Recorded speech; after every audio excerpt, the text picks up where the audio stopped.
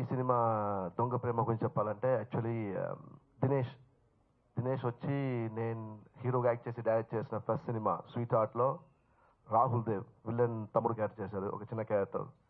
Dance master Venupal ద్వారా పరిచయం అయ్యాడు. సో అప్పటి నుంచి నాతోనే అంటే సినిమాలో నేను చేసిన సినిమాలో ఒక క్యారెక్టర్ కోసం నాతోనే ఫ్రెండ్లీగా తిరిగే క్యారెక్టర్. ఒక నాకు ఫ్రాంక్ చెప్పాలంటే ఒక బ్రదర్ లాగా నాతోనే ఉన్నవాడు. సో ఈ సినిమా నేను కంటిన్యూస్గా ఈ సినిమా చేసిన టైంలో రీసెంట్గా ఒక ప్రొడ్యూసర్కి ఒక సబ్జెక్ట్ చెప్పాలన్నప్పుడు ఈ సబ్జెక్ట్ చెప్పాను. దొంగ ప్రేమ సబ్జెక్ట్ చెప్పాను. చెప్తున్నప్పుడు దినేష్ కూడా నాతోనే ఉన్నాడు అప్పుడు. సో తర్వాత ఆ ప్రొడ్యూసర్కి నాకు టర్మ్స్ కరెక్ట్ సెట్ కాలే. సో ఆ టైంలో దినేష్ ఏమనంటే, అన్న ఆ సబ్జెక్ట్ చాలా బాగుందన్న, అందరికీ చేస్తున్న సినిమా నువ్వు నాకు చేయొచ్చు కదంటే, అరే నువ్వు అరేంజ్ చేస్తావేమో అంటే చేస్తానన్నా, నాకు నీ మీద నమ్మకం ఉంది, ఎందుకంటే నేను నీ పక్కన ఉండే చూశాను. ఇప్పుడు నీతో సినిమా తీసిన ప్రొడ్యూసర్స్ అందరూ ఎంత లాభం తీసుకున్నా నాకు తెలుసు. సో ఖచ్చితంగా నువ్వు నాకు ఈ సినిమా చేయాలి అన్నారు. సరే అని చెప్పేసి ఈ సినిమా స్టార్ట్ చేశాను. ఈ సినిమాలో యాక్చువల్లీ ఒక మెయిన్ క్యారెక్టర్ నేను నిజంగా ఈ సబ్జెక్ట్ రెడీ చేసినప్పుడు ఒక ప్రకాష్ రాజ్ లేకపోతే ఇంకా చాలామంది అనుకున్నాను.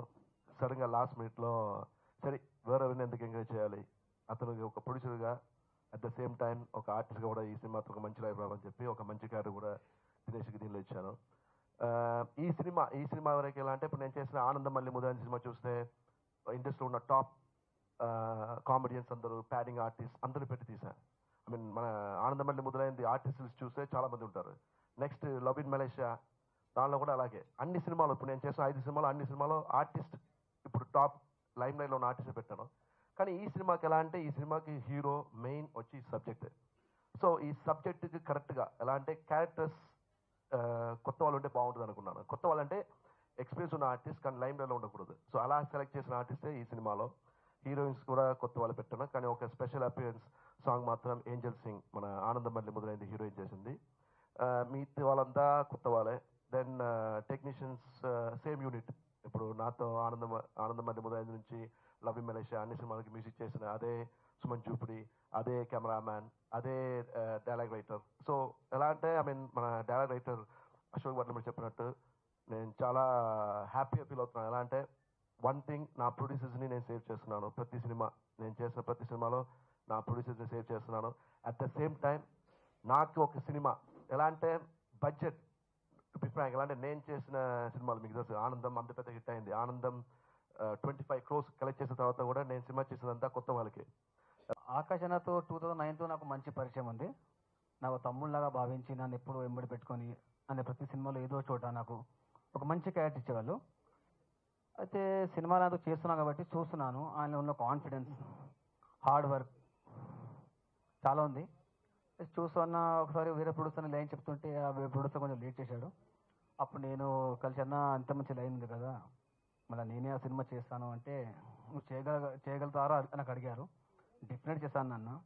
అనుకున్న టైంలో అనుకున్న బడ్జెట్ కంటే తక్కువలోనే నా సినిమా ఫినిష్ చేశారు. 24 hours work work work. Cinema తప్ప వేరే ఏ పిచ్చి లేదు. ఉన్న ఒకే ఒక పిచ్చి ఆకాష్ అన్నకు, సినిమా పిచ్చి. అలాంటి ఆకాష్ అన్నకు ఈ సినిమా మంచి పేరు రావాలని, నాకు మంచి పేరు రావాలని కోరుకుంటూ దేవుని చెప్తానండి. Thank you. దొంగ ప్రేమ చాలా వెరైటీగా ఉందండి టైటిల్. ఇంతకుముందు కూడా ప్రేమ మీద మూవీస్ వచ్చాయి, లైక్ ప్రేమ, ప్రేమాభిషేకం అన్నీ కూడా అప్పట్లోనే. బికాస్ అప్పట్లో ప్రేమ అంత బాగుండేదేమో. ఇప్పుడు 90% ప్రేమలన్నీ కూడా దొంగ ప్రేమలే. సో టైటిల్ లాగే మూవీ కూడా చాలా బాగుంటుందని నేను అనుకుంటున్నా. సో 90% దొంగ ప్రేమలే ఉన్నాయండి. సో ఈ మూవీ కూడా 3 హీరోయిన్స్తో తీశారు. సో మూవీ చాలా బాగుంటుంది అనుకుంటున్నా. అండ్ ఆకాష్ గారు ఆర్టిస్టులనే కాకుండా ప్రొడ్యూసర్స్ని కూడా ఎంకరేజ్ చేస్తున్నారు. Back to back movies. And ఈ మూవీలో వర్క్ చేసిన టెక్నీషియన్స్, ఆర్టిస్ట్ అందరికీ మంచి పేరు రావాలని మనస్ఫూర్తిగా కోరుకుంటున్నాను. Thank you.